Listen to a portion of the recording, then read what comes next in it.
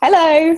So, Hi, Katie. hello, Mick. So here we are again with the lovely Dr. Mick Collins, and I wanted to interview you again, Mick, because there's been so much kind of interest in your first Emerging Proud video, and we were just thinking, because we've had lots of conversations, kind of in-depth conversations about what's happening in the world at the moment, and also, you know, about integrating shadow and your work as a Jungian analyst and how you work. And it's Well, I'm not a Jungian analyst, well, sorry, but I did a lot of training in a Jungian around the process. therapist.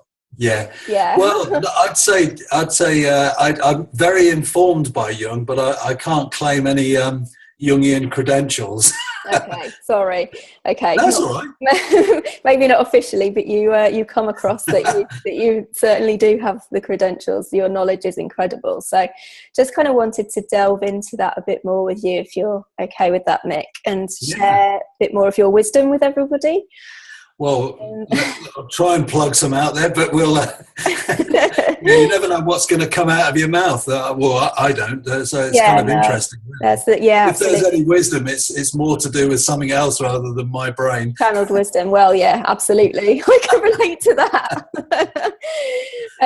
So yeah, I mean, we've been speaking about kind of what's happening in the world of the crisis and the projected shadow. So I wanted to chat to you a bit more about that, but also, you know, the fact that we've spoken a lot in this campaign about holding space for people and, you know, allowing the inner healer, the journey of the inner healer to unfold, and the evolution of the psyche in the spiritual emergence process. And I wanted to kind of ask you your thoughts about what that actually means, because we know that with the open dialogue movement, holding space for somebody, creating safe space, you know, the research that the spiritual emergence networks have done around creating safe environments for people really helps with the process. But it's kind of understanding why that is. I think it's important for us as humans to understand why that works. Yeah. So if you wouldn't mind kind of speaking a bit about that. It's for me that I think it's a really important point, because, you know, any where there's a tipping point that's been happening in consciousness, where, let's say, whatever ego state we're in is then momentarily eclipsed, and there's a sort of a bifurcation or an eruption of something, naturally that feels almost like there's no grounding for life, or there's no safe containers or parameters, because a lot of people describe feeling very connected to a universe and wide out there. But of course, there is an everyday self, and there is a sort of a sense of shape to who we are. And yet the experience feels much bigger than that, and it feels universal and vast. So naturally, I think the inclination to create safe parameters is really important. And you know, I've always felt that somehow, you know, so then a person can then begin to integrate and sort of enable sort of a grounding to happen, and then the connection to those wider sort of experiences can then sort of be managed in a way that's integrated. So I think that's, for me, already an important thing to say, yeah, I think it's good that work happens. But of course, as with all things, awakening isn't always neat. And so it's sort of one of those things where we sort of, we then meet those edges, the edges of our known world, and we sometimes go across them. And, you know, there is that back and forth. But the thing I think is really important is that the more we actually get able to create this ego self axis, i.e. self with a capital S, the bigger self, the universal self, once we start to get a good grounding with our everyday ego and feeling like grounded and connected and safe, then we can start to work a little bit more to let that wider self integration start to happen. So I think it's necessary to have that in some ways. But of course, There's ultimately there is that point where we don't just open ourselves to the universe and go right out there, because at the end of the day we still have to go to the shops and get groceries and be you know, in our families, in our relationships, in our places of work, we still have to function. So gosh, I mean, I haven't that makes, I just want to pick up on 2 points that you've said there, Mick, because it makes so much sense, and I haven't really thought about it in this way before, not consciously anyway. The fact that, you know, when you have an awakening, your kind of boundary, your small self boundaries dissolve. So actually by having, and we become one with the community and the universe. So having that kind of held space is like almost kind of, you're saying it's like the community or that environment is creating that boundary, that kind of new ego that we need to ground, that we've lost hold of, which makes perfect sense. Exactly. And whether it's how it holds the process that we need to kind of then need to integrate back into. Exactly. And I think that sometimes it's terminologies, but I think they're interesting terminologies. Does the ego dissolve or is it eclipsed? Michael Washburn, who was a transpersonal philosopher, talked about an eclipse. And I've always liked that, because it then feels like, rather than a dissolution, because you think, oh my God, it's gone, and how will I get it back? If it's been eclipsed, it just means that a wider consciousness is now in the driving seat, and the smaller ego, everyday self, is in the back seat, kind of. But you'll often find, like, as we spoke about before, people like Ed Podvol and the Windhorse Project, they talk about islands of clarity. And I kind of like that, because that's almost like then the everyday self coming back through again and getting a sense of, here I am, and there it is, this bigger world. And all of a sudden it makes sense, but then all of a sudden it gets a little bit that's so true, isn't it? Because we don't lose ourselves completely. We kind of come back full circle to kind of who we were, and everything makes sense on the journey that we've had so far. And so we don't, it feels like an ego death, but we don't disappear completely or dissolve completely. So completely, and so in a way, the kind of death is, I mean, it's almost like, because you look at in that sort of archetypal sense as well, it is like a death, but in terms of a preparation for a rebirth. So you get that kind of mythical element in there now, the sense of the myth of the eternal return, where I think it was Mircea Eliade who spoke about that sense of, you know, there has to be some kind of relinquishing before some kind of the next step in the emergence. And, you know, that sort of death, rebirth is very symbolic of that, of what we're talking about. I think. And that's why the dark night of the soul is actually so beautiful, isn't it? It's because it's such a kind of a part of that rebirth and a gift. Actually, it's not. It's, you don't know that at the time, but the darkness is actually beautiful and necessary. I think you're right. That was the other thing I wanted to pick up on, is you know, the fact that you said that, you know, awakening isn't neat, and it's messy and it's painful, and that's what I love about our conversations, and the fact that, you know, we can talk about the fact that awakening isn't all about love and light and beauty, and that's the first stage, because when you first wake up, it's like, oh, this is it, I've arrived, and it's like, no, you really haven't. This is the first stage of the rebirth, and it's a lot for those people that.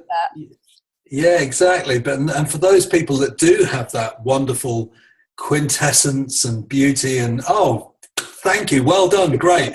It didn't work like that for me, and in a way, you know, I did have that, but then it went into something very difficult. But I think that's been a useful process for me, in terms of trusting and honouring the fact that even though these difficult things come up, yes, we may need support for that at certain times, and of course we then start to learn to resource ourselves to make that, you know, it's quite an epic adventure, awakening. And, you know, like the fairy tales that we know about, like from Brothers Grimm and from Joseph Campbell and Jung said, you know, all of a sudden that step into the forest and, you know, we think, oh, wonderful. And then all of a sudden it gets a bit dark and we lose our way and then we don't know the way out. But all manner of things come in to test that individual on that journey, and they always come out transformed, having met adversaries and difficult things. So the adversary itself, if we had a sort of, my sense of this is, if we had an appreciation, a culture of appreciation about, well, certain circumstances are adversarial, actually we wouldn't then feel like we've lost everything. Actually, this is just part of the process. Yeah, absolutely. And I learned that because when I was going through a spiritual crisis, the chap who helped me enormously, the Indian psychologist Arvind Patel, he just said to me, because I didn't go for any help, because it was in the sort of days where I think I would have probably not received the help I needed from the mental health services. So he said, are you okay? Are you going to be all right going through this? And I said, I don't know, but I felt so encouraged by the fact that he said, I recognize what you're in. And that was such a powerful thing. Yeah, absolutely. That validation is so important, isn't it? One thing I wanted to ask you. Oh, sorry. Sorry, no, go on. It's the delay on the Skype. It's the sense that just because something's adversarial doesn't mean to say it's bad, but it's a sort of an encounter or a test of, not a test in that have you passed or failed, but for growth. Yeah, absolutely. I can so relate to that. And every time now that I go into some kind of a crisis, and they're regular, not crisis, but challenge, it's like, it's okay, it's just okay, I'm grateful for the growth, because that's what it's all about now. And you can kind of, you can face these challenges in a completely different way. One thing I wanted to ask you, Mick, was because obviously we know that holding space for somebody is really vital, like you said, and the reason why that is, and that's why open dialogue is so successful.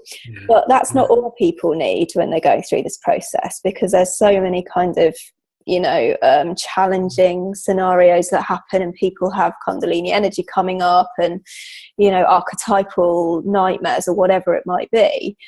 So I just wanted to ask you a bit more about how you work with someone when they're going through this process, what kind of approach you use. Well, when I worked in, I now work as a coach, and I sort of don't do the therapy side of things anymore, but I sort of think that well, there's reasons for that. I think therapy often does look back at past patterns and past ways of coping, and helping people to gain some kind of awareness for moving forward. Coaching is always looking at, well, where are you trying to get to, and it's appreciative of the past, but it doesn't overemphasize that too much, and really starts to look at resourcing people to go forward. But I was thinking about that when I was working in the mental health system, I always had a sort of a leaning towards looking at a prospective function, i.e.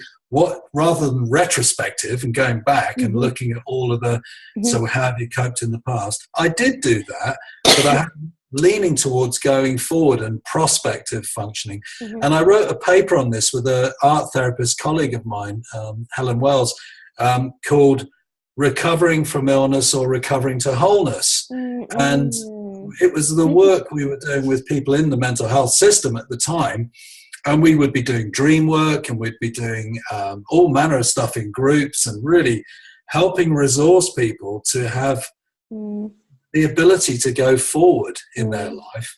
And so I think it answers that question, because the groups we run were containers of safety, because we ran them very professionally and had that sort of philosophy in the way we worked. But at the same time, we would work with those edges in the group for how people could go forward and how people could develop themselves and meet their edges and meet their things. What do you mean by edges, Mick? So let's get like we said earlier, like the personal the self. dirty bits. Yeah. Well, like we said earlier about the personal self that has this sort of definition. Let's say this skin encapsulated ego, let's say it's called Mick. But then I have experiences that are, in a way, maybe inviting me to go a bit further, a dream that's challenging to wake up, or an experience that takes me a bit further than I had been before. So that edge is like the limits of your known world. Okay, so the expansion of you. And then that expansive potential. But I always used to talk about it by virtue of the fact that when Christopher Columbus set sail on the ocean, the perception was, well, if you go to the edge of the sea, you fall off.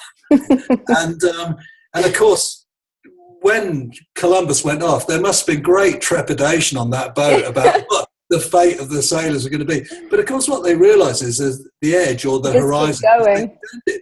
Yeah. And in a way, it's a lovely metaphor. That's a brilliant analogy. I love it. Yeah. So something about that really excites me, because it's not like, oh, we're going to run a group in the service and after 12 weeks you'll be done. But it was about resourcing people to have that almost Columbus-like journey. Yeah. I didn't fall off the end of the world. Ever-evolving journey. Just one thing to say about edges, though, that I think is really important, is that whilst the Columbus metaphor is very nice because the edge just continues to move as we go further on our journeys, what I would say is sometimes those edges do come up quite sharp. They're big waves. There are big waves in the sea. And so let's have a cliff edge. Now, I mean, the way I was trained when I studied something called process-oriented psychology, it was very informed by Jung. So that's where we get that idea about, the Jungian ideas. Well, Arnold Mindell and colleagues developed some working methods around Jung and Taoism and shamanism. I trained in that for some time. And what I learned from that tradition was when you get to an edge, it's not always about being pushed off or jumping off. It's about getting to that edge and noticing what it's like and having a look on the other side and then have a look on this side and thinking, oh, okay. And you might not jump that edge. You might actually spend some time looking at those two different realities and then thinking about it and dreaming into it. And slowly you navigate it in a different way. So some people jump and go with it. And of course, sometimes, like you jump very much into things and you go over edges. Maybe almost drown sometimes. So probably. I'm very different to you. I mean, in a way, I'm quite measured. I test things out and I put ideas out. Maybe I write about them and then I might speak about them, but I'm very much a different character. You're grounded.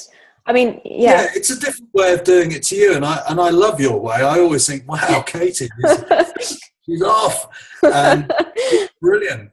For me, I tend to be a lot more, but I do, when I make a change, it's normally quite a strong one because I've worked quite, so I wouldn't say either way is right or wrong. It's just, and of course, what's lovely is you can use a variety of methods around the edge. So part of the edge work is helping people to think about how they might just deal with those interesting realities that are.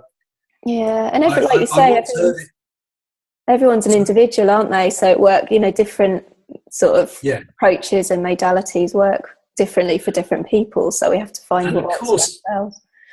That is very true. And the other thing about it is that whilst it's maybe about different types of people, and of course we all respond differently at different times, I wouldn't ever fix anyone like that. True. But what I would say is sometimes there might be a process that's so big, actually just jumping into it might not be the best thing at that time, but taking time out to look at it and think, okay, this is coming up in my life. How can I start to navigate change in a way that is safe? Working edges. That links back to what you were saying about, sorry to interrupt, but it's inspiring me because it's linking back to what you're saying about coming to wholeness. Because one thing I notice about me and the way I approach things is I jump, but then maybe, it takes a while for the emotional self to catch up. So actually by having a more slowly conscious grounded approach, it's like you come to wholeness quicker because you come with your whole person, because we are integrated mind, body and spirit, so we have to work on all those elements, don't we? So like you say about kind of, it's so interesting, Mick, because I've been having these conversations with a lot of people this week, and and there was Gogo Akaya, who works with in a shamanistic way, and that's about kind of coming to wholeness through ancestral energy and ancestral healing.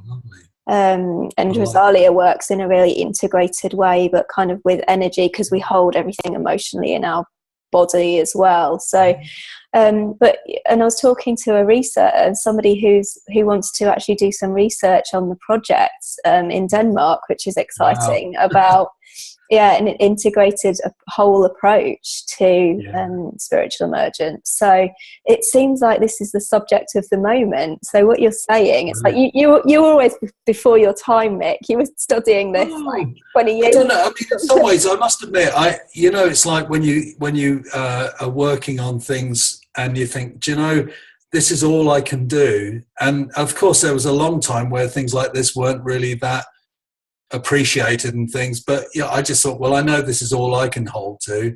This is my path, and for better or worse, this is where it's going. And but I do think that so coming back to that point about how what is it about safe space, I suppose there is that sense sometimes it's useful for people to go a little bit back and just look at what it is they need to resource themselves and where the flashpoints are in their own makeup, that what's scary and where do you feel excited and how do you manage those two. But then thinking about going forward is about, well, how do you resource yourself for that? And then of course the interesting thing then is that often, and I was talking to a psychologist yesterday who was I sort of had a chat with some veterans yesterday, and it was lovely. I had a really good discussion with them, and I was talking about with a psychologist just about the work that I do, and he said, "What's your take at this stage?" And I said, "Well, I'm really interested in people's narrative about where they've been in their life, but not too much." I said, because actually that's what they know. I'm really interested in the vision for where someone's going and the narrative that is trying to happen in their awakening, and what's the story that's trying to come forward. And I said, you know, that to me has been something that's emerging in my own work. And where does that, so I've often, sometimes if I'm working with people, I'm writing a new book and I've got quite a few case studies in there. And there are times when I've said to people, do you know, we just need to be going over a bit of the old ground back then, and I'm not sure quite how helpful that might be for now and that story that's trying to happen. And we would encourage a shift of focus, and all manner of amazing things start to, dreams come up and interesting ideas come up. Then it gets edgy again because oh dear, you're bringing the triggers to consciousness. Exactly. And so you're actually working with that safe space, creating that safe space, but also inviting people to dream it on a bit further, have a vision for where do you see yourself going? I don't know. But by asking that question, then a dream might come up, or a little, I mean, often people say to me, after we've worked, that they have a whole pile of synchronicity start going on, and I don't think that's uncommon, actually. No, because I think, well, I know you get that as well. But I get very excited by that, because then you're in the flow. And then you ask someone and say, what does that symbol that keeps popping into your life mean to you? Then we're at another edge, because you can say, well, where's that totemic in terms of your next step? Where's that trying to prompt you into awareness? Sorry, I'm getting excited. I love that. I love your excitement, Mick. It's great. I just kind of want to pick bits of the wisdom out. I'm just thinking about, so you've really described why creating the safe space helps, but also it's a lot of responsibility, doesn't it, from the individual to kind of go there, to really question and bring this stuff to consciousness. You have to be brave, and you have to push yourself over the edges, and you have to kind of really take or manage those edges. Yeah, or allow them to be held and kind of delve. And I just wanted to link that into kind of the other thing that we were talking about before, is about the shadow and the integration of the shadow, because I think there's so little spoken about this really. And the way I see it, and I know we've spoken about it before, is the biggest problem in society at the moment is our projected shadow, like the inability to kind of own those bits of being human that are really hard to own. So I wanted to ask you about your take on that, like kind of, I know it's a huge subject, but in a nutshell, like, you know, all of this, everything's love and light and wonderful. It kind of, I think it's dangerous because it stops us from really integrating what we need to integrate, you know, accepting that we're human, we have shit feelings, we have anger, and it's all okay. It's all part of becoming whole. And loving ourselves to wholeness includes integrating that shadow, because if we don't, we're projecting it and we're destroying the world.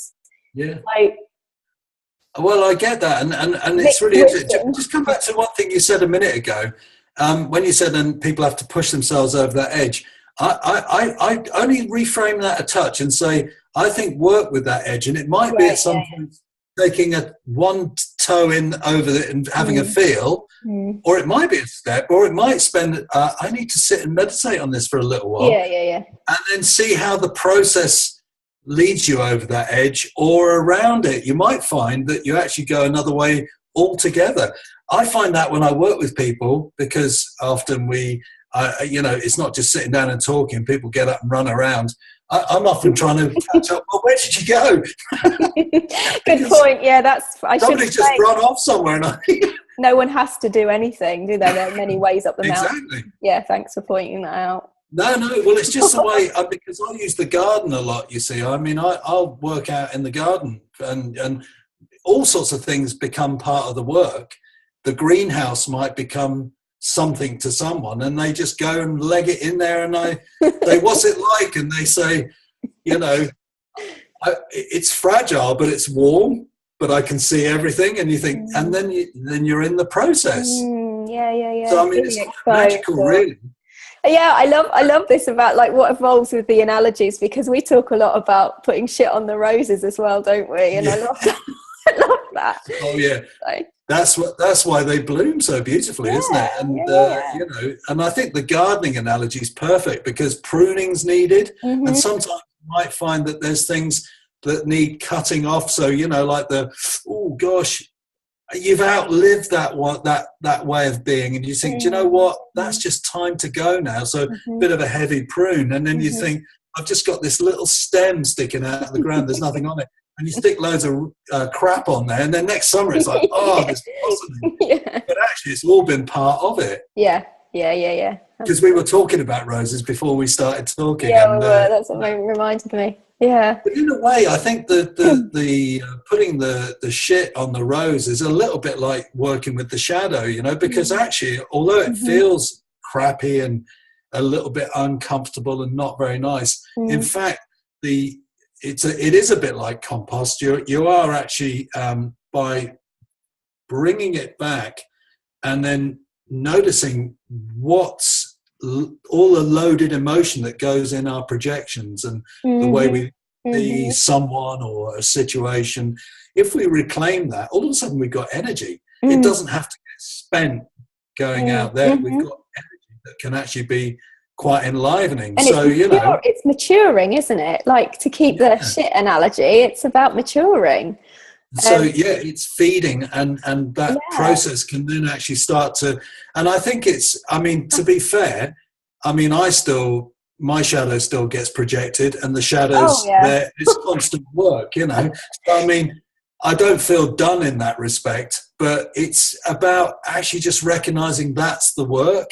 And so there's something about the step that there's a little bit of something for me in the shadow. I think Esther Harding, who is a Jungian analyst, said, she talked about conscious rectitude. Now, that's a funny word, but she sort of says shadow work is about challenging the idea that your perceptions are always right. And actually bringing that back means, do you know what? I've just got to sit with this for a minute. And that's the uncomfortable bit. When we do that, we've then, rather than I'm right and I'm going to project, we've then enlivened things inside, and we've got options, because actually, if I'm not right, hang on a minute, let me just check in a minute. And liberating, isn't it? It is liberating. So that's why Jung said that 80% of the shadow is pure gold. I don't think he said the 20% was, but I assume that can be problematic. We have to be a bit careful with working with the shadow. But in the main, I don't think you can do this work without actually going through some of the shadow work and understanding ourselves in that way. Absolutely. Yeah, absolutely. I mean, particularly when you look at the state of the world, you know, the fracture lines are quite strong at the moment. And so, you know, with the politics as it is, you know, it's polarizing things. And when things get polarized, they can get projected. And more fragmentation can happen. So it takes a community of people that are intent upon thinking, you know, actually I'm going to try and reclaim my part share in this problem and actually start to work in a more transforming way. It doesn't mean to say you let the people who are doing difficult things off the hook. It's the way to address that. And like you said, it's like, you know, that's where the light comes isn't it? It's where, you know, where the cracks are is where the light comes in. So if things don't fall apart and we don't do the pruning, like you said, new things can't grow. So the way I see it is, it's like everything that's happened politically lately has been absolutely necessary because things needed to break down. And the best kind of theory I've heard about what happened with Trump, for example, was it was a choice between two shadows, the authentic shadow or the inauthentic shadow. And the authentic shadow won because at least, you know, he speaks his truth. It's horrendous truth, but at least it's authentic. And that's kind of seems to be the way we're going. It's like embracing authenticity, which is really horrible and maybe that's just this step to the light. Yeah, and I mean, in a way, though, what's interesting is when somebody projects that level of shadow, yes, what's coming out is as raw as it is. My question is, how do we get a culture that can reclaim that? What's the cultural shift that's going to help all of us reclaim that sort of development for ourselves? Because although a lot of politicians now are just saying it as it is, and we're all watching this shadow projection at work and the divisions that are happening in our society. What's going to be the tipping point for actually getting us to really start to acknowledge what needs to happen to start reclaiming that? And do you know, I think that is going to be a big piece of work. And I really thank the Jungians, the transpersonalists, the humanistic psychologists that have done a lot of work to really get this, you know, on the table. So we've got ways of looking at this. Yeah, absolutely. Well, that's kind of the thing that's helped me through, is like trying to get my head around what the hell is going on in the world. Makes it a lot more easier to sit with when you can kind of look at it in that way. And I think what you said, it's like, I don't know, but my perspective is that, you know, this is just about kind of starting to make people wake up to, like, you know, that existential questioning level of things, which is the start of awakening, which is the only way that we can save the world, really. Exactly. And we've all got our part to play in that. And I mean, some of the questions might be as well is, not only where's the shadow in me and how do I take responsibility for that, but where's the shadow in some of the things in society that I think, well, that's okay, that seems to work fine. But hang on a minute, that institution, although it's working and not doing anything particularly difficult, actually the fact that it's not doing anything to try and help bring forward people's potential, say. Let's say in education, for instance. Let's just say that if we sell ourselves short of our human potential, and so I've got a bit of a thing about this at the moment in my thinking, that I truly believe that institutionally in our society, particularly in Western society, we've underdeveloped ourselves, if you wish, by not investing in the things that can help people flourish. And there was a study just come out this week it was a 34-year longitudinal study where they had seen children from a very early age, and they followed these people through to adulthood. And what they found is the children that were struggling and not adapting well at school ended up being the ones who took the most resources in society and needed the most help later on.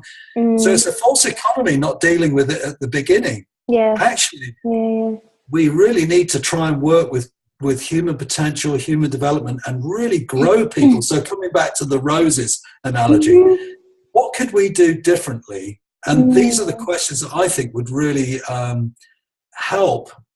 Yeah, so it's like a call to action. It's pushing us out of laziness, I suppose, isn't it? Which is only a good thing. Yeah, and whether it's laziness or whether it's just that...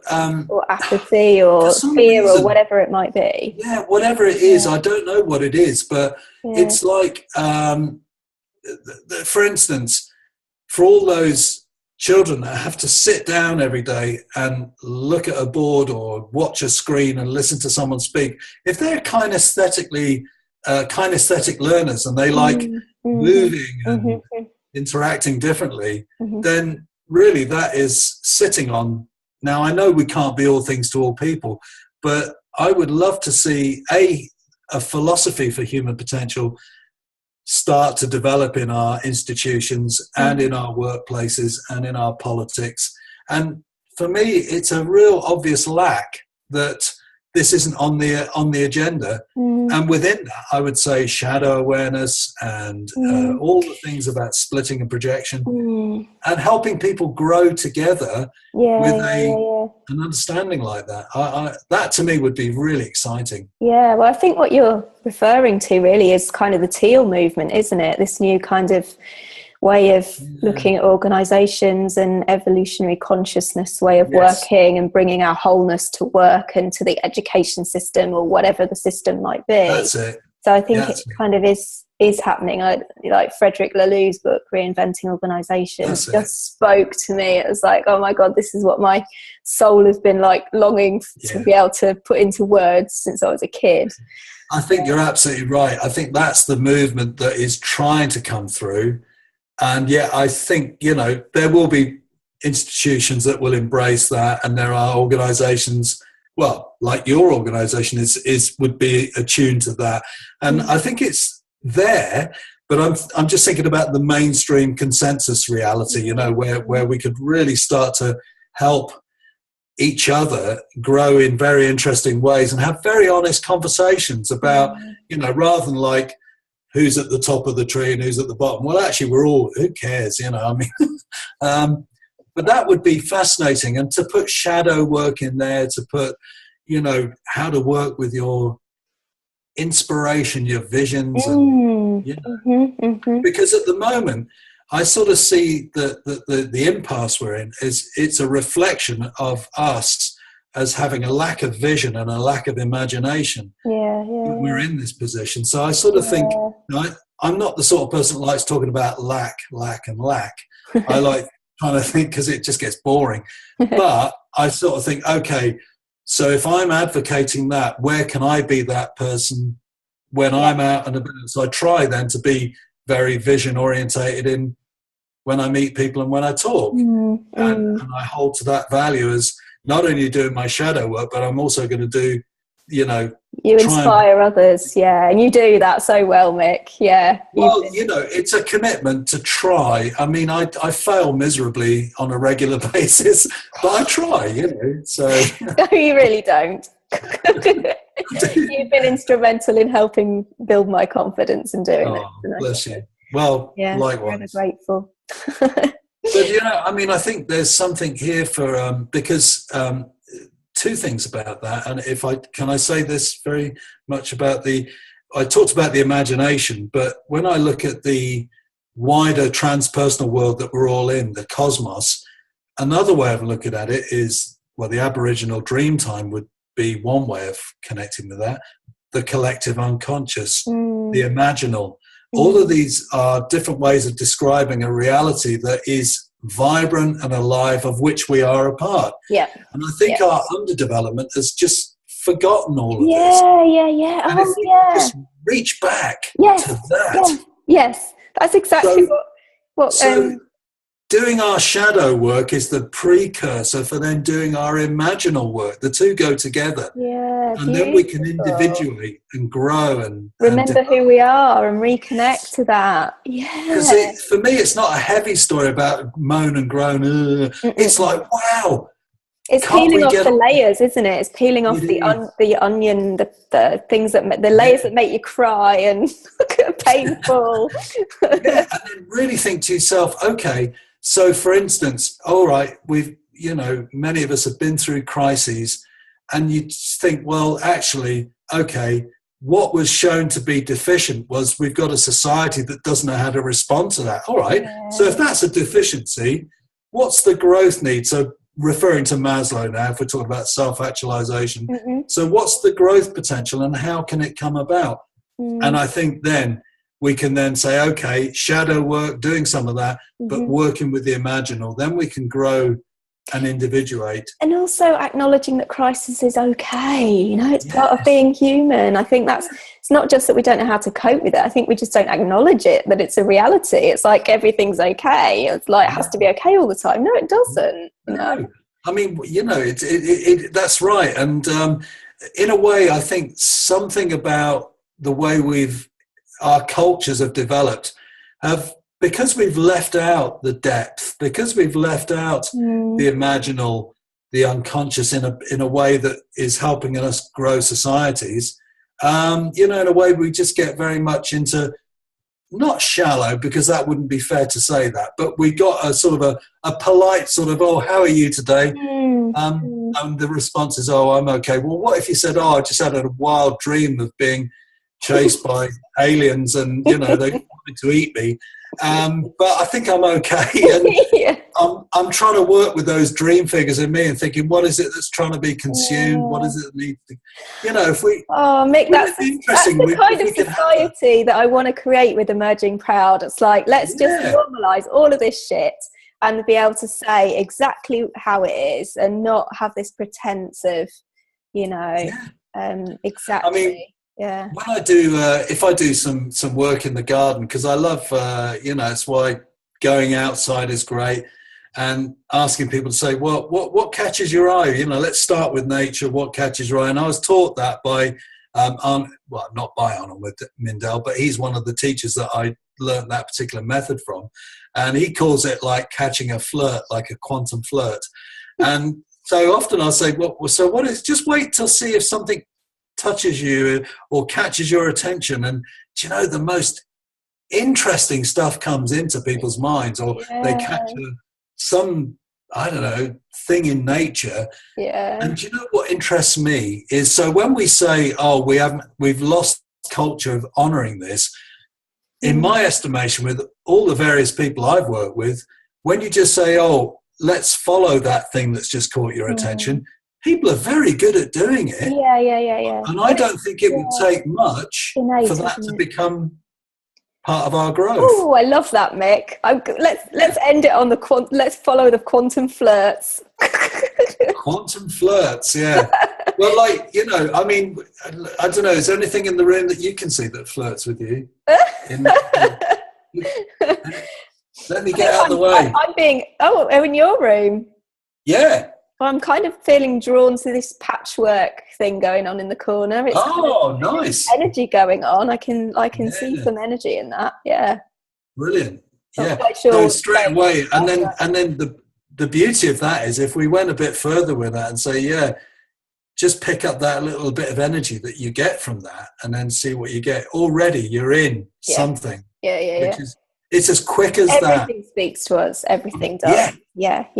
Which is why you get lost in that world when you kind of go over the threshold and everything's synchronistic and everything's got messages, and you know why people end up just being lost in that world. It's so everything makes so much sense, doesn't it? I think I'm being eclipsed by the shadow at the moment. I'm losing light. And you know what? You are actually. It's lovely. I like it. Yeah, we'll disappear in a minute. But what I love about that is, so just you doing that momentarily, and that caught your eye. It went energetic. You could go with that, and then boom, you're into something really interesting that can feed you at a soul level. And of course, then the whole thing is not to get lost in that, but to integrate it from that ego perspective. And then you're on your imaginal journey. There's your vision. And so for me, that's exciting. Would you say that's playing with our edge? That's kind of playing with my edge. Well, I suppose if you turn around and said that energy, if you had a response to that energy or that patterning that you saw, and you went, oh, I'm not sure about that bit. There's your edge. And then it'd be like, then the conversation is, well, what are you not sure about? Let's not do that live on recording. Yeah, well, we won't do it, but it's an illustration of the point, isn't it? That actually the two worlds that are in you, the imaginative, the visual, the visionary is there, and the everyday self is there, and all of a sudden there might be an edge, but by just supporting both sides, you can go forward really in an integrated way. Beautiful example. Thank you, Mick. No, well, thank you. I'm really excited about doing this again when your book is ready. It's